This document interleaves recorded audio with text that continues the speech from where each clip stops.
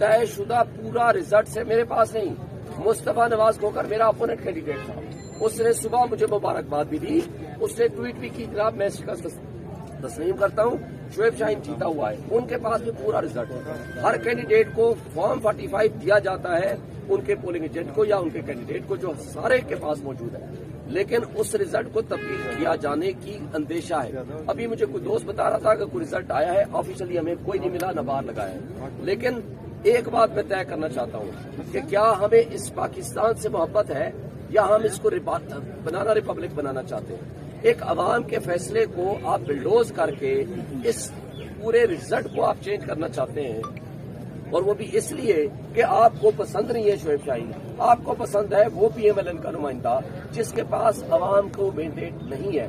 पूरे इस्लामाबाद में आप दोस्त सारे साफी हो माशाल्लाह, और आप सारे दोस्तों ने कल देखा एक पोलिंग